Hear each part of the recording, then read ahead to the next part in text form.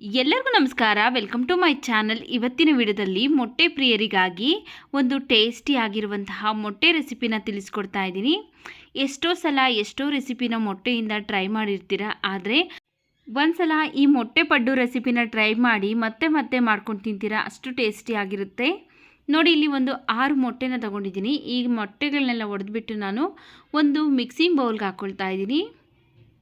ನೋಡಿ, ಇಲ್ಲಿ 6 ಮೊಟ್ಟೆನೂ ಸಹ ಒಡೆದ್ಬಿಟ್ಟು ಮಿಕ್ಸಿಂಗ್ ಬೌಲ್ಗೆ ಹಾಕ್ಕೊಂಡು ಒಂದು ಸ್ಪೂನಿಂದ ಚೆನ್ನಾಗಿ ಬೀಟ್ ಮಾಡ್ಕೊಳ್ತಾ ಇದ್ದೀನಿ. ನೋಡಿ, ಈಗ ಇದಕ್ಕೆ ನಾವು ಒಂದು ಅರ್ಧ ಕಪ್ ಆಗೋಷ್ಟು ಕ್ಯಾಬೇಜನ್ನ ಸಣ್ಣದಾಗಿ ಕಟ್ ಮಾಡಿ ಹಾಕ್ಕೊಳ್ತಾ ಇದ್ದೀನಿ. ಒಂದು ಈರುಳ್ಳಿನ ಸಹ ಸಣ್ಣದಾಗಿ ಹೆಚ್ಚಿಬಿಟ್ಟು ಹಾಕ್ಕೊಳ್ತಾ ಇದ್ದೀನಿ. ಒಂದು ಕ್ಯಾರೆಟ್ನ ತುರಿದ್ಬಿಟ್ಟು ಸೇರಿಸ್ತಾ ಇದ್ದೀನಿ. ಒಂದು ಅರ್ಧ ಟೊಮೆಟೊ ಹಣ್ಣನ್ನು ಸಹ ಸಣ್ಣದಾಗಿ ಕಟ್ ಮಾಡಿ ಸೇರಿಸಿದ್ದೀನಿ. 1-2 ಹಸಿಮೆಣಸಿನಕಾಯಿ, ಸ್ವಲ್ಪ ಕೊತ್ತಂಬರಿ ಸೊಪ್ಪನ್ನು ಸಹ ಸಣ್ಣದಾಗಿ ಹೆಚ್ಚಿಬಿಟ್ಟು ಹಾಕ್ಕೊಳ್ತಾ ಇದ್ದೀನಿ. ಒಂದು ಅರ್ಧ ಸ್ಪೂನ್ ಆಗೋಷ್ಟು ಗರಂ ಮಸಾಲ, 1-2 ಚಿಟಿಕೆ ಆಗೋಷ್ಟು ಅರಿಶಿನ ಪುಡಿ, ಅರ್ಧ ಟೀ ಸ್ಪೂನ್ ಆಗೋಷ್ಟು ಕಾಳು ಮೆಣಸು, 1/4 ಸ್ಪೂನ್ ಆಗೋಷ್ಟು ರೆಡ್ ಚಿಲ್ಲಿ ಪೌಡರ್ ಹಾಕ್ಕೊಂಡಿದ್ದೀನಿ. ನಿಮ್ಮ ಖಾರಕ್ಕೆ ಎಷ್ಟು ಬೇಕೋ ಅಷ್ಟು ನೀವು ನೋಡಿಕೊಂಡು ರೆಡ್ ಚಿಲ್ಲಿ ಪೌಡರ್ನ ಸೇರಿಸ್ಕೊಳ್ಳಿ. ಹಾಗೆಯೇ ರುಚಿಗೆ ತಕ್ಕಷ್ಟು ಉಪ್ಪನ್ನು ಸೇರಿಸಿ ಚೆನ್ನಾಗಿ ಇವಿಷ್ಟು ಮಿಕ್ಸ್ ಆಗೋ ಥರ ಮಿಕ್ಸ್ ಮಾಡ್ಕೊಳ್ಬೇಕು. ನೀವು ಬೇಕಿದ್ರೆ ಸಣ್ಣದಾಗಿ ಹಚ್ಬಿಟ್ಟು ಕ್ಯಾಪ್ಸಿಕಮ್ನು ಸಹ ಸೇರಿಸ್ಕೊಳ್ಬೋದು. ನೋಡಿ, ಈಗ ಚೆನ್ನಾಗಿ ಮಿಕ್ಸ್ ಮಾಡ್ಕೊಂಡ ನಂತರ ಇದ್ರ ಮೇಲೆ ಒಂದು ಪ್ಲೇಟ್ನ ಮುಚ್ಚಿ ಒಂದು 5 ನಿಮಿಷ ಚೆನ್ನಾಗಿ ನೆನೆಯೋದಕ್ಕೆ ಬಿಡ್ತೀನಿ. ನೋಡಿ, ಈಗ ಒಂದು 5 ನಿಮಿಷ ಆದಮೇಲೆ ಓಪನ್ ಮಾಡಿ ತೋರಿಸ್ತಾ ಇದ್ದೀನಿ. ಈಗ ಇದು ರೆಡಿ ಆಗಿದೆ.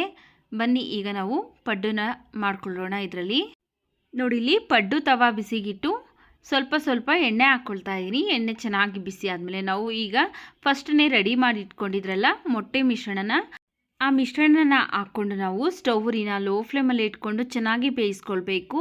ಹೈ ಫ್ಲೇಮಲ್ಲೆಲ್ಲ ಇಡೋದಕ್ಕೆ ಹೋಗ್ಬಿಡಿ, ಯಾಕಂದರೆ ಬೇಗ ಬೆಂದಿರೋ ಥರ ಕಾಣಿಸುತ್ತೆ, ಆದರೆ ಒಳಗಡೆಯಿಂದ ಬೆಂದಿರೋದಿಲ್ಲ. ನಾವು ಹಾಕಿರುವಂತಹ ವೆಜಿಟೇಬಲ್ಸ್ ಎಲ್ಲ ಚೆನ್ನಾಗಿ ಬೇಯಬೇಕು ಅಂದರೆ ಲೋ ಫ್ಲೇಮಲ್ಲೇ ಇಟ್ಕೊಂಡು ಚೆನ್ನಾಗಿ ಬೇಯಿಸ್ಕೊಳ್ಬೇಕು. ನೋಡಿ, ಈ ರೀತಿಯಾಗಿ ಲೋ ಫ್ಲೇಮಲ್ಲೇ ಇಟ್ಕೊಂಡು ಯಾವುದ್ಯಾವುದು ಪಡ್ಡು ಬೆಂದಿದೆಯಲ್ಲ ಅದನ್ನೆಲ್ಲ ತಿರುಗಿಸ್ಕೊಳ್ತಾ ಚೆನ್ನಾಗಿ ಬೇಯಿಸ್ಕೊಳ್ಬೇಕು.